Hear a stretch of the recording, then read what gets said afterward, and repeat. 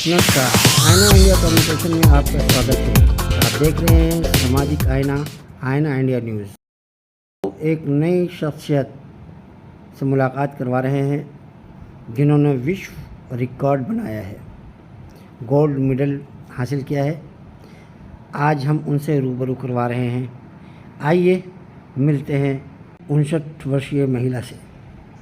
नमस्कार दोस्तों, आज हम एक ऐसी शख्सियत के पास पहुँचे हैं जो घरेलू महिला होकर विश्व में अपना एक छाप छोड़ी है।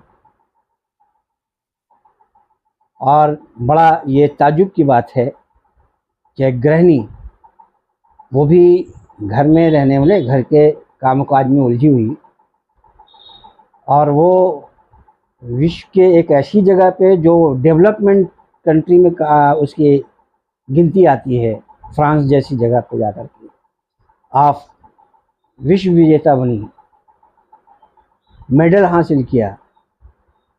तो मैं आज ये अपने दर्शकों को बताना चाहूँगा कि एक वृद्ध महिला, और जो इंसान ठान लेता है, जुनून भी एक ऐसी चीज़ है कि चाहे उम्र कोई बाधा नहीं रखती उसमें, उम्र चाहे जितना भी हो, वो अपने उम्र को तय करने के बावजूद भी अगर उसके अंदर जुनून और हौसला है, जज्बात है, तो वो कुछ भी करने के लिए सक्षम है। कोई उम्र और ताकत बाधा नहीं रखती है। हमें बड़े ताज्जुब की बात है कि इतनी उम्र है आपकी, सुन करके ताज्जुब लगा। पिछले दिनों आपने कॉन्फ्रेंस किया, उसमें आपकी जो हिस्ट्री सामने आई, आपका जो परिचय वहाँ करवाया गया, तो ये बात अपने आप में बड़ा मायने रखती है।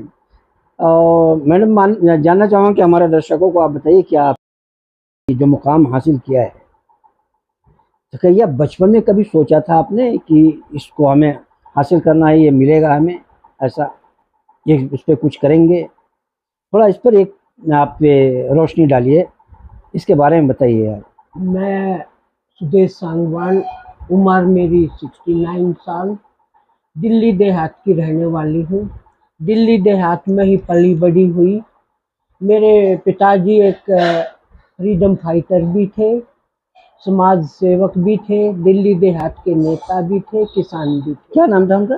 चौधरी हीरा सिंह। हाँ, चौधरी हीरा सिंह, जिनका जिनके नाम पर आजादपुर सब्जी मंडी है। मैंने अपने पिताजी को खेत में हल चलाते हुए भी देखा, और आज़ादी के लिए चौधरी हीरा सिंह को, हाँ, चौधरी हीरा सिंह फ्रीडम फाइटर है। नेहरू जी के टाइम पर भी वो दिल्ली में वो रहे, पद पर रहे, दिल्ली देहात के नेता थे। इंदिरा जी के टाइम भी रहे, और महात्मा गांधी के साथ जेल भी काटी। मैं उनकी सुपुत्री हूँ। देश के लिए कुछ करने की भावना मैं को अपने पिताजी से ही मिली। मेरे आदर्श और मेरे पिताजी ही रहे हैं। वो एक स्वतंत्रता सेनानी के साथ साथ बहुत अच्छे सेहत के भी वो थे, धनी थे। तो उन्हीं की सेहत को देखकर, उनके काम को देखकर, उनके जज्बे को देखकर मेरे में बचपन से ही प्रेरणा थी कि मैं कुछ देश के लिए मैं भी करूँगी। और ये सोच, ये जज्बा था कि हमको देश के लिए करना है। सेहत परमात्मा की दया से, जीन्स कहो या खानदानी कहो, सेहत बचपन से ही ठीक थी। कोई तकलीफ वाली नहीं थी। घर का खाना खाना, शुद्ध शाकाहारी थे, शुद्ध शाकाहारी हूँ भी। और वो सेहत तो ठीक थी, लेकिन ये ज़रूर रहा हमेशा दिल में कि मैं भी देश के लिए कुछ करूँ। जब मैंने अपने बेटे को देखा, और मैं जब सब जिम्मेवारियों से फ्री होगी, बच्चे सेट हो गए, लड़कियों की शादी होगी, और मेरे तरफ बुढ़ापा आने लगा, तो मैंने ये सोचा कि भाई अब तो बिस्तर पर पड़ना पड़ेगा। घुटने भी जवाब देने लगे, हाथ भी उठते नहीं। हालांकि मैं योगा वगैरह तो करती थी, लेकिन वो इतना इफेक्टिव मेरे को नहीं लग रहा था कि भाई मेरे घुटने भी ठीक हो जाए। या आपकी शिक्षा दीक्षा कहाँ से? शिक्षा कहाँ से? मेरी कहाँ तक है? मैंने MA BEd किया है। ओह बहुत बढ़िया, आपने एजुकेशन भी बहुत हाँ मैंने हाई हाई हाँ दिल्ली यूनिवर्सिटी से मैंने BA किया वेरी गुड और MA मैंने कुरुक्षेत्र यूनिवर्सिटी से किया। जी। तो हमारा खाना भी वही देहात का ही रहा मेरा शुरू से ही। हालांकि मेरी शादी जो हुई एक आर्मी ऑफिसर के साथ हुई, लेकिन वहाँ रहते हुए भी मैंने अपने खान पान को, अपने रहन सहन को और अपने कल्चर को, अपनी संस्कृति को मैंने कभी नहीं छोड़ा। वाह। और कभी भी कोई नॉन वेज, मैं यहाँ तक कि अंडा तक भी मेरे घर में कभी नहीं आया। वही अपना देसी खाना, चने की रोटी खानी। नहीं स्पेन में स्पेन में तुम अपना खाना साथ लेकर आपने गए थे? अच्छा। अब मैं अपना एक सूटकेस अलग से मैंने नहीं ये कहाँ के जो अपना खाना आपने खाना मैंने जब तक आर्मी में रही। अच्छा आर्मी में आप भी थी? आर्मी में मेरे हस्बैंड आर्मी में कर्नल से रिटायर हुए हैं। अच्छा। और वहाँ रहते हुए भी मैंने अपना खान पान वही देसी ही रखा। आपने देसी बहुत बढ़िया। वही लस्सी सब्जी रोटी, उसके अलावा कोई मैंने कभी बाहर का खाना नहीं खाया। और वही परंपरा जो देहात की होती थी उसी पर मैं चलती रही। तो किसान का तो खून था। एक सैनिक परिवार में मेरी शादी हुई, तो दोनों सैनिक और किसान दोनों ही जो है मेहनती भी और देश के लिए मर मिटने वाले थे। तो मैंने अपने बच्चों को सेट करके मैंने सोचा मैं भी कुछ जो है चलती चलती कुछ देश के लिए कर जाऊं। और ये जज्बा मैंने अपने बेटे को से सीख के ये आया। पहले तो सेहत को लेकर मैं आगे बढ़ी थी, लेकिन जब मैं आगे बढ़ती गई तो मेरे को लगा कि भाई देश के लिए हमारे बच्चे नौजवान तो मेडल लाते हैं, झंडा फहराते ही हैं, लेकिन कोई बुजुर्ग महिला आज तक ऐसी नहीं हुई जो जाके विदेश में जाकर अपने देश का झंडा फहराए। बहुत बढ़िया, ये आपके जहन में आ गई बात। ये मेरे जहन में आया कि भाई ये नहीं हो कि हिंदुस्तान के जो है ना बच्चे ही बच्चे मेडल लाते हैं। हाँ, यही झंडा वही लाते हैं, युवती लाती है। हाँ, वो लेके आएंगे। वृद्ध महिला ने कभी ऐसा महिला आज तक कोई नहीं लाई। तो उसमें हम कुछ नया कर दिखाएं। मैंने कहा कुछ नया करती हूँ। मैंने बेटे को भी ये बात बताई कि भाई मैं नया कुछ ये करना चाहती हूँ कि विदेशियों को भी ये लगे कि हिंदुस्तान के बच्चे ही नहीं, बुजुर्ग महिला भी जो है मेडल ला सकती है, जीत सकती है। बहुत ये बहुत बड़ी बात आपने सोच ली। हाँ, ये मैंने सोच के कि भाई मैं जो है 70 साल की होके अपने देश का झंडा लेके जब मैं चलूंगी तो मेरे देश का शान, आन बान और शान सब दुनिया देखेगी। दुनिया देखेगी। ये बहुत और यही हुआ। जब मैं चली अपने देश का झंडा लेके, वहाँ जितने भी स्टेडियम। यहाँ आपको कैसे मालूम हुआ कि आप का ये जो गेम है हाँ, तो ये स्पेन में खेला जाएगा? ये मेरा बेटा 12 साल से खेल रहा है। तो इसमें शौक बेटे ने आपको जज्बा दिया या आपके अंदर में ये बात सुनने के बाद मेरे ना क्या किया कि ये बच्चों की तरह जैसे बच्चे करते हैं, आप ये नहीं कर सकती मम्मी, हैं आप बूढ़ी होगी हो, आप में इतनी ताकत नहीं। मैं एक दिन इसको बोली कि भाई ये जो तू गेम खेलता है मुझे भी सिखा। बोला मम्मी आप नहीं कर पाओगे, आप बूढ़ी होगी हो। तो वो मुझे जिद पकड़ ली मैंने भी कि मैंने कहा मैं तेरे को खेल कर ही देखी, भाई देश के लिए खेलूंगी, देश के लिए मेडल लेके आऊंगी। और हुआ भी यही कि जब मैं स्पेन में खेल के अपना झंडा लेके चली, वहाँ जितने भी खिलाड़ी थे सबसे बड़ी उम्र दराज की महिला मैं ही थी। वाह, वेरी गुड। और बाकी जो फर्स्ट आई है मेरे मुकाबले में, मैं दूसरे नंबर पर रही हूँ, वह 62 साल की है, मैं 69 की हूँ। आप भी मैं चाहूँगा कि आप चूँकि इतनी उम्र दराज हुई, हाँ जी, और फिर आपने इस उम्र में कोच हासिल किया है, एक कोच को आपने सेलेक्ट किया है। हाँ जी, ये भी एक तजुर्बे की बात है। तजुर्बे की ये बात रही कि नवीन जी आप क्या कहेंगे इस पे? आप कोच मेरा नाम विनय सांगवान है और मैं श्रीमती सुदेश सांगवान का, हाँ जी विनय सांगवान, और मैं मेरी माता जी का कोच और बेटा हूँ। और रही बात इनके मुझे कोच चूज करने की, तो शायद वो इसलिए पॉसिबल हो पाया क्योंकि मैं बेटा हूँ, और ना मम्मी आसानी से किसी को अपना गुरु बनाती नहीं है। और गुरु भी इसी शर्त पे बनाया गया, मतलब शर्त तो कुछ नहीं, मतलब ये बोला गया था कि पहले मैंने बोला कि मेरी सारी बात माननी पड़ेगी, बेटे की तरह ट्रेनिंग नहीं करनी मेरे साथ, गुरु की तरह करनी है। और विदाउट अ डाउट पूरा मम्मी ने लगन से पूरा अच्छे से निभाया अपना प्रॉमिस, जो बोला किया, और गुरु बोला मेरे को थ्रू आउट। और मतलब जैसा हाँ, गुरु चाह रहे थे वैसे चेला भी बिल्कुल मिल गए आपको। बिल्कुल बिल्कुल हाँ, बिल्कुल चेला भी आपके सपोर्टर काफी, मतलब जिंदगी को जो सपोर्ट करना था हाँ जी, वो आपको अब पूरी तरह से मिल गया। Exactly exactly. मैं ये जानना चाहूंगा कि जो आपने गेम शुरू किया है, ये गेम के बारे में थोड़ा बताइए। ये गेम एक्चुअली है कहाँ का और यहाँ कैसे आया, और आपने इसको कब स्वीकार किया, आपको इसकी जानकारी कैसे मिली? ये जो गेम है इसे बोलते हैं केटलबेल स्पोर्ट। ये रशिया से चालू हुआ था काफ़ी वर्षों पहले, और ये सबसे पहले जहाँ तक मेरी जानकारी है वेस्ट में, अमेरिका, यूरोप जैसी जगहों पे आया अर्ली 2000s में, और धीरे धीरे धीरे धीरे इंडिया में ट्रैवल करा 2010 के बाद। 2010 के बाद 2010 में मुझे अच्छे से याद है कि एक कोच थे, वो अब हमारे बीच नहीं रहे, हाल ही में उनका निधन हुआ है, स्टीव कॉटर जी, अमेरिका के। इस स्पोर्ट को वर्ल्ड ओवर, मतलब क्योंकि वो इंग्लिश स्पीकिंग कोच थे, वर्ल्ड ओवर पॉपुलराइज करने का श्रेय उनको जाता है। क्योंकि 2010 में पहली बार जब हम फिटनेस कॉन्फ्रेंस करने गए थे, एशिया फिटनेस कॉन्फ्रेंस, तब पहली बार उनकी एक वर्कशॉप अटेंड करी थी। तब तो खैर हम छोटे थे, समझ में नहीं आया कि ये स्पोर्ट क्या है।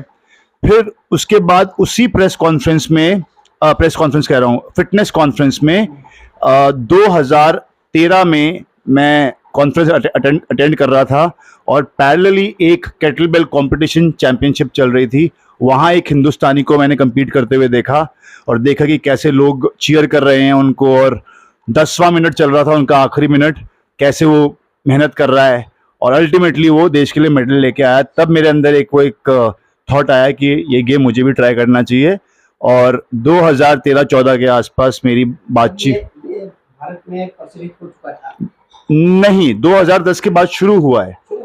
हम शुरू के कुछ खिलाड़ी ऐसे, मतलब जिसे पायनियर बोलते हैं। आपको ये पहचान जो करवाई, आपने कहीं टीवी पर या इस पर देखा था, या आप लाइव कंपटीशन देखा था मैंने। हाँ, थाईलैंड में एक केटलबेल चैंपियनशिप चल रही थी। यहाँ चल रहा था? दिल्ली में? Thailand, Thailand? हाँ, बैंकॉक। आप थाईलैंड गए थे या? फिटनेस कॉन्फ्रेंस अटेंड करने। हाँ जी, हाँ जी, हाँ जी। तो इसकी जानकारी आपको कैसे मिली थी और किसने आपको वहाँ तक पहुँचाया? अच्छा, जैसा कि मैंने कहा कि मैं फिटनेस कॉन्फ्रेंस गया था, पहली बार ये केटलबेल जो चीज़ होती है मैंने वहाँ पे देखी थी 2010 में। ये कंपटीशन मैंने पहली बार देखा था। अभी भी हम कोशिश में लगे हुए हैं, ये इसका जो अवेयरनेस है अभी भी बिल्ड हो रही है, लेकिन मैं हमेशा बोलता हूँ जो हालात 12 साल पहले थे उससे कम से कम 10 गुना बेहतर हुए हैं। आज की डेट में एटलीस्ट आप केटलबेल स्पोर्ट गूगल पे डालेंगे तो आपको बहुत सारा कंटेंट मिल जाएगा। हाँ जी, हाँ जी। मैं एक चीज जानना चाहता हूँ, केटलबेल इंटरनेशनल गेम में कैसे शामिल हुआ, इसके बारे में कुछ पता? जैसा कि मैंने कहा कि ये रशियन स्पोर्ट है। 1992 में रशिया में पहली विश्व प्रतियोगिता हुई थी, वर्ल्ड चैंपियनशिप हुई थी 92 में। IGSF केटलबेल वर्ल्ड चैंपियनशिप नाम था। IGSF उतनी ही नामी ग्रामी बॉडी है जैसे कि IKMF है, जिसमें हम खेल के आए हैं। कुछ 4 या 5 ऐसी बहुत नामचीन केटलबेल ऑर्गेनाइजेशंस हैं, केटलबेल स्पोर्ट ऑर्गेनाइजेशंस हैं जो वर्ल्ड चैंपियनशिप कराती हैं। 35 साल हो गए इसको। हाँ, 1992 से लेकर अब तक 35 साल हो गए हैं। हाँ जी, लेकिन अब जो है धीरे धीरे ये इसमें क्रेज बढ़ रहा है। हाँ जी, मतलब ये शायद पहली बार ऐसा है कि 8 खिलाड़ी गए हैं, किसी हिंदुस्तान से 8 खिलाड़ी गए हैं वर्ल्ड चैंपियनशिप खेलने और 12 मेडल लेके आए हैं। वो सब आपके नेतृत्व में गए थे या अलग अलग? मेरे 2 स्टूडेंट्स थे, मैं वहाँ पे टीम कैप्टन था। अक्रॉस मतलब 8 जो खिलाड़ी थे, एक सेल्फ कोच थे, बाकी कुछ यहाँ से आपको सिलेक्ट कैसे किया गया था, जिसमें आप कैप्टन सिलेक्ट हुए, फिर आपके साथ जो IKMF के Hindustan international kettlebell marathon federation, IKMF के जो हिंदुस्तान के रिप्रेजेंटेटिव हैं, जो सारा कुछ ऑर्गेनाइज करते हैं, कोऑर्डिनेट करते हैं, उन्होंने मेरे को इस टीम का कैप्टन बनाया। पहली बार नहीं, आज से पहले भी मैं जब IKMF में गया हूं तब तक मैंने टीम को लीड किया है, कैप्टन किया है। आपके केटलबेल का क्या भविष्य है? भविष्य क्या है? भविष्य यही है कि आज 8 खिलाड़ी खेल के आए हैं, अगली बार 10 जाएंगे, उससे अगली बार 12 जाएंगे, 15 जाएंगे। इससे भारत सरकार ने कोई मान्यता आपको मिली है, इससे कुछ ऑफर मिला है? कोशिश जारी है, इतना आसान नहीं होता। जो जब सिस्टम आज तक भारत सरकार ने क्रिकेट को नहीं मान्यता दी है, BCCI भी एक प्राइवेट बॉडी है सर, सरकारी ऑर्गेनाइजेशन नहीं है वो। चलिए मैं आपको ये बोलना चाहता हूँ कि बहुत सारे स्पोर्ट ऐसे हैं जो बेचारे अनाथ हैं, ठीक है, ये स्पोर्ट हमारा उनमें से एक है। हाँ जी, हाँ जी, हाँ जी। क्रिकेट भी 1970 के दशक तक अनाथ ही था। 1980-83 में जब वर्ल्ड कप जीते, उसके बाद कपिल देव बड़े बने और फर्स्ट पोस्टर बॉय जिसकी वजह से BCCI में पैसा आया वो थे श्रीमान सचिन तेंदुलकर। हाँ जी, हाँ जी, वहां से उठा है क्रिकेट। बहुत बहुत शुक्रिया जी, इसकी जानकारी देने के लिए जी। और उम्मीद करते हैं कि ये केटलबेल हाँ जी, हर युवा के पास, हाँ जी, हर स्कूलों में हम्म, इसकी मान्यता हो और इसको लोग जी जी जी जी अपनाएं, इसको खेलें। जी। और मेरा एक और चीज ऐड करना चाहूंगा मैं कि मान्यता प्राप्त हो ना हो किसी स्पोर्ट की, हर स्पोर्ट में अपनी एक मेहनत लगती है, छोटा हो बड़ा हो, कबड्डी हो, ठीक है, किसी भी स्पोर्ट को। इवन आप अगर सेडेंटरी कोई स्पोर्ट है ना, बैठ के खेलने वाला, उस पे भी किसी लेवल पे जाने के लिए आप बहुत ज्यादा खून पसीना मेहनत दिमाग इस्तेमाल करना पड़ता है। वो तो मेहनत तो सभी में। हाँ जी, हाँ जी। तो किसी कोई स्पोर्ट छोटा है बड़ा नहीं है, बिना मेहनत के कोई आगे नहीं बढ़ता है। हाँ जी। और बिना परिश्रम के हमें कोई हासिल नहीं होता। आप इस पे क्या एक्सपेक्ट करते हैं आगे गवर्नमेंट से कि इसको क्या मिलना चाहिए? जिस दिन मैं स्पोर्ट्स मिनिस्ट्री के पास जाऊंगा उस दिन मैं इस सवाल का जवाब दे पाऊंगा। एक्सपेक्टेशन तो बहुत है। एक्सपेक्टेशन तो ये है कि अगर हमारे को सपोर्ट, हेल्प, आर्थिक मदद मिलेगी या एक वो हमारे साथ जुड़ जाएंगे किसी भी फॉर्म में, तो मैं इतना जरूर बोल सकता हूं कि हम खिलाड़ी यूनाइट होकर स्पोर्ट को बहुत आगे ले जाएंगे। बहुत बहुत शुक्रिया। आप बताइए, मम्मी को दीजिए आप ये इसके बारे में थोड़ा सा बताइए कि केटलबेल आपको कैसा लगा, क्या महसूस किया इसके बारे में? शुरू में ये तो जो गेम है आपके लिए, शुरू में तो मैंने बताया शौक में मैंने शुरू किया। हाँ। लेकिन जब मैं आगे बढ़ती रही तो इसमें जो था, जो कठिनाई आती रही, जो मेहनत लगती रही, उससे मैं कई बार तो डगमगाई कि भाई इतना मेहनत का गेम जो है मैं नहीं खेल सकती, क्योंकि इसमें बच्चे तो जो है जल्दी सीख भी लेते हैं और उनका शरीर भी जल्दी मुड़ता है। वो तो ठीक है, फ्लेक्सिबिलिटी आती आप है। इससे क्या एक्सपेक्ट, आगे भविष्य इसमें क्या देख रही हैं आप? मैं देखो मेरा और सरकार से आप क्या उम्मीद रखती हैं? मेरे को सरकार से मैं इसमें कोई अपना भविष्य नहीं देख रही। अच्छा, मैं खाली देश के लिए लड़ने गई थी, खेलने गई थी। आपको देश को दिखाना था, आपने दिखा दिया। बस दिखा दिया। ना मैंने कहीं कोच बनना, ना मैंने कहीं चंदा चाहिए, ना मैंने कोई NGO चलानी, मैंने कुछ नहीं चलानी। मैंने देश का झंडा उठाना था, वो मैंने उठा लिया। बहुत बहुत शुक्रिया। लेकिन एक बात और उठाऊंगी, एक चीज और मैं जानना चाहूंगा। हाँ। कि क्या आप भारत सरकार से तो कुछ तो एक्सपेक्ट करती होंगी ना? इसके? मैं बिल्कुल नहीं। भारत सरकार से ये है कि आप जैसे जो है हौसला अफजाई करते रहे और भारत सरकार ये माने कि भाई हाँ, इतनी बड़ी औरत जो है हिंदुस्तान का झंडा उठा रही है और आकाशाबाशी देने, मेरे लिए वही बहुत बड़ा इनाम। बहुत बहुत शुक्रिया। हाँ। सुदेश जी, आपने इतना बड़ा काम दिखाया दुनिया को, आपने भारत का परचम बढ़ाया और फिर आपको भारत सरकार से कोई एक्सपेक्ट भी नहीं है, भारत सरकार से कोई उम्मीद भी नहीं रखती है, और ये योगदान आपका दुनिया याद रखेगी। सबसे बड़ी चीज़ ये योगदान ही है। Yeah. आखिर में इस गेम के बारे में आप पूछ रहे हैं मेहनत की। हाँ मैं एक बात कह कर खत्म करना चाहती हूँ कि आज मेरी उपलब्धि तो दिखाई दे रही है, जीत तो दिखाई दे रही है, लेकिन जो हाथों में जो छाले थे वो किसी को शायद ना दिखाई दिए, वो खून बहता हुआ नहीं दिखाई। ये बात है, ये बहुत बड़ी बात आपने कही है कि हाँ, मेरी मेहनत को तो लोगों ने नहीं देखा, मेहनत मेरे नहीं छाले को नहीं मेरे देखी, छाले नहीं मेरे देखे। छाले नहीं आज देखे। मेरा ये तो देख रहे हैं, नाम तो देख लिया, नाम मेरे देखे, झंडा लेकिन उठाते छाले हुए तो किसी देख ने नहीं लिया, देखे। मेरे हाथ के छाले नहीं देखे हाथ किसी के ने। छाले नहीं देखे। ये बहुत बड़ी बात है। हाँ। बहुत बहुत शुक्रिया आपने। आप वाकई दर्शकों को ये बता दूं कि सुदेश जी हमारे आज विश्व में, सिर्फ भारत के लिए नहीं बल्कि विश्व में, ये महिलाओं के लिए, ख़ास के वृद्ध महिलाओं के लिए और उन युवाओं के लिए, युवतियों के लिए जो इस वक्त मेहनत के लिए अपने आप को गेम में, किसी भी खेल में व्यस्त हैं और अपने आप को समर्पित कर रखा है, उनके लिए ये प्रेरणा स्रोत हैं।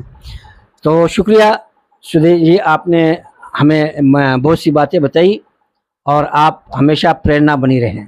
बहुत बहुत आपका धन्यवाद और आपके चैनल को धन्यवाद, आईना इंडिया सारे के लिए दर्शकों को धन्यवाद, और आप आए इतना बड़ा हौसला अफजाई के लिए, तो मेरे उसके लिए, इसके लिए मैं बहुत बहुत अपना तहे दिल से जो है आपका धन्यवाद।